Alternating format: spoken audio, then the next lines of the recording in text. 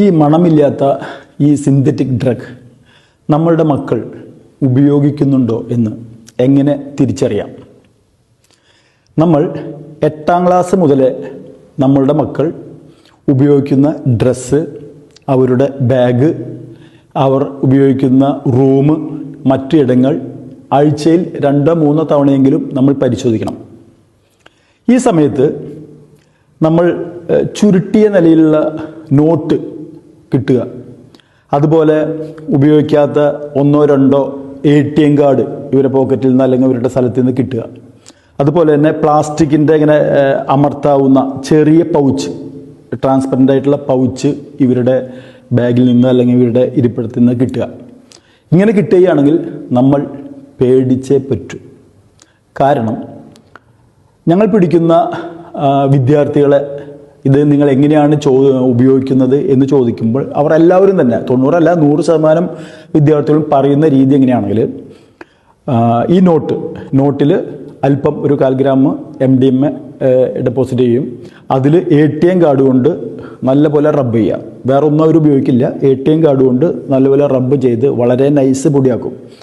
ഈ പൊടിയെടുത്ത് മൊബൈലിൻ്റെ ആ ഗ്ലാസ്സുമ്മ ഇടുക.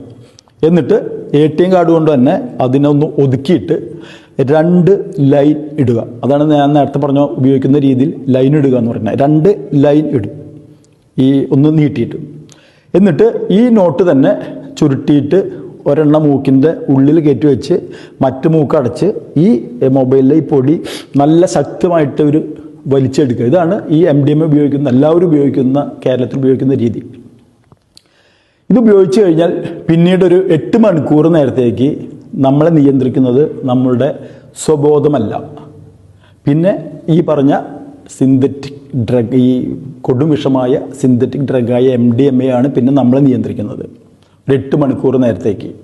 ഇത് ഉപയോഗിച്ച് കഴിഞ്ഞിട്ടുണ്ടെങ്കിൽ വായയുടെ ഈ 2 സൈഡിൽ നിന്ന് ചിലവർക്ക് ഉപയോഗിച്ച് കഴിഞ്ഞുള്ള അവസ്ഥയിൽ ചിലവർക്ക് ഇങ്ങനെ പത പോലെ വരുന്ന അവസ്ഥ കണ്ടുവച്ചിട്ടുണ്ട്. ഈ സമയത്ത് തന്നെ അവർക്ക് ഇഷ്ടമില്ലാത്ത എന്തെങ്കിലും വാചകം നമ്മൾ പറഞ്ഞാൽ അവരുടെ പ്രതികരണം ഭീകരമായിരിക്കും. 2020 ആദ്യത്തെ MDMA കേസ് റിപ്പോർട്ടാണ്. തൃശ്ശൂർ സിറ്റിയിൽ 2020 MDMA കേസ് റിപ്പോർട്ടാണത്. അതിൽ 2 കേസ് എടുക്കുകയും 6 പേരെ ആ 2 കേസിലേക്ക് അറസ്റ്റ് ചെയ്യുകയും അതിൽ 5 ഗ്രാം MDMA ആണ് അന്ന് പിടിച്ചെടുത്തത്.